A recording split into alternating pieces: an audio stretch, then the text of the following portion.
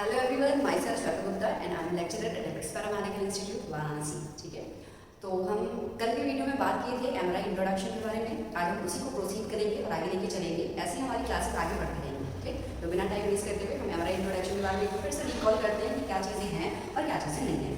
तो हमने कल की क्लास में पढ़ा था एमआरआई है क्या, तो it stand for magnetic resonance imaging, right. अब इसमें मैंने ये बताया था कि इसको क्यों हम एमआरआई कह रहे हैं। तो एमआरआई कहने का पर्पस ये है क्योंकि ये हमारा मैग्नेट के ऊपर काम कर रहा है। रेजोनेंस मतलब कि एनर्जी ट्रांसफर के बेसिस पे काम करता है और इमेजिंग का मतलब इमेज का फॉर्मेशन करता है। तो बेसिकली इसमें किसी भी तरीके का रेडिएशन हम लोग यूज नहीं करते हैं जो कि आपकी बॉडी के लिए ज़्यादा हार्मफुल हो। ठीक है, एज वेल एज एमआरआई को हम एक और नाम से जानते हैं, इसको और क्या कहते हैं, तो एनएमआरआई, right. Here N stands for nuclear magnetic resonance imaging, nuclear magnetic resonance imaging, right? अब कल हमने पढ़ा था इसका जो स्टार्टिंग हुआ था वो 1940 से स्टार्ट हो चुका था, लेकिन मेनली जो आया था वो आया था 1977 में। ऑरिजिनेशन ऑफ एमआरआई को हम मानते हैं। इसके साथ साथ रेमंड इमेडियन इसके फादर को हम मानते हैं। Raymond Damadian, he is the father of MRI. कभी भी कोई पूछे तो हम रेमंड इमेडियन का नाम लेते हैं। एक और बात इसमें आती है कि अब इनके साथ साथ एक और इनके ही कलीग कह लीजिए या उनके फ्रेंड कह लीजिए, एक और साइंटिस्ट थे जिनका नाम था एडवर्ड पर्सन। इनको हम लोग मानते हैं सेकंड फादर ऑफ एमआरआई। लेकिन हमेशा अगर आपसे कोई पूछता है सिर्फ कि फादर ऑफ एमआरआई कौन है तो आप बताते हैं रेमंड इमेडियन के बारे में। अगर आपसे कोई पूछता है सेकंड फादर ऑफ एमआरआई तब जाके आप एडवर्ड पर्सन के बारे में बताते हैं। ठीक है, अब नेक्स्ट हम बात करते हैं कुछ जो पॉजिटिव पॉइंट है वो चीजों के बारे में बात करते हैं। जैसे एमआरआई को और क्या कहते हैं, तो न्यूक्लियर मैग्नेटिक रेजोनेंस। इसमें किसी भी तरीके का रेडिएशन नहीं होता है, तो it is a radiation free department. No radiation means radiation free department, but magnet पे काम करने की वजह से इसमें आपको पता चल गया होगा कि आप मेटल से रिलेटेड किसी भी तरीके का सामान नहीं ले जा सकते हैं। Metal is strictly prohibited, right. तो मेटल से बने किसी भी तरीके का सामान हम एमआरआई के रूम में लेके नहीं जाते हैं। सेकंड, एमआरआई अपना रोल क्या निभा रहा है। एमआरआई रोल ये निभा रहा है कि जो सॉफ्ट टिश्यूज हम कैच नहीं कर पा रहे हैं सीटी में चाहे एक्सरे में, उसको ये कैच करने में, उसको ये डायग्नोस करने में, रेडियोलॉजिस्ट बोलिए चाहे डॉक्टर्स को बोलिए, उसको वो हेल्प कर रहा है। ठीक है, तो ये ऑल ओवर हमारा इंट्रोडक्शन है एमआरआई का कि एमआरआई किस तरीके से वर्क कर रहा है, राइट।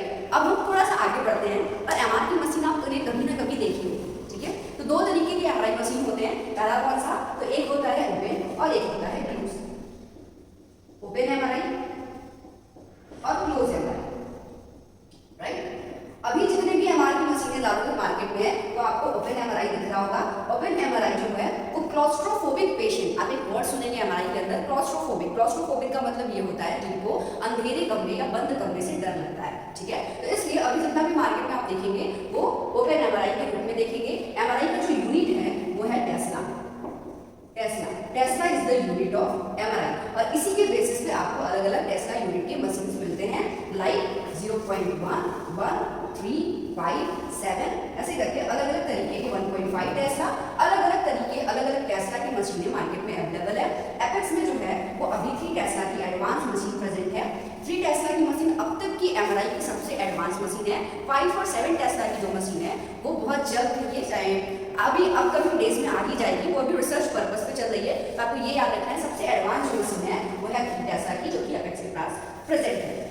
तो ये बात होगी हमारी यूनिट की, ये यूनिट क्या है एमआरआई का, तो टेस्ला है। किस पे काम करता है, तो मैग्नेट पे काम करता है। क्या चीजें स्ट्रिक्टली प्रोहिबिटेड है, तो वो है मेटल्स और इनके फादर कौन है, तो रेमंड इमेडियन और एडवर्ड पर्सन। ठीक है, इन्हीं के साथ साथ 2 साइंटिस्ट के नाम आपको और याद रखने हैं। 2 साइंटिस्ट के नाम इसलिए याद करने हैं क्योंकि मान लीजिए किसी ढांचा को बनाना ही सफिशिएंट नहीं होता है, वो किस बेसिस पे, किस फिजिक्स पे काम कर रहा है वो भी आपको पता होना चाहिए। तो जिन्होंने ये फिजिक्स दिया है, एमआरआई का फिजिक्स क्या है, उनका जो नाम था वो था पॉल सी ल्यूटरबर्ग और पीटर्स मैनफ्रिट्ज।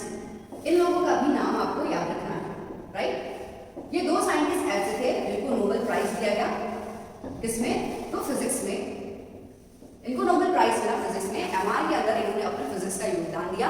तो आप इसी के साथ साथ 4 साइंटिस्ट के नाम आपको फिजिक्स के एमआरआई के अंदर याद रखने हैं जो कि फादर है और किन्हें नोबेल प्राइज मिला और क्या यूनिट है, एमआरआई का फुल फॉर्म क्या है, किस तरीके से एमआरआई वर्क करता है। इसके आगे की क्लास में हम बात करेंगे एमआरआई इंस्ट्रूमेंट्स के बारे में कि कौन कौन से पार्ट से मिलकर आपका एमआरआई मशीन पूरा बना हुआ है। तो आपको ये क्लास अच्छी लगी होगी,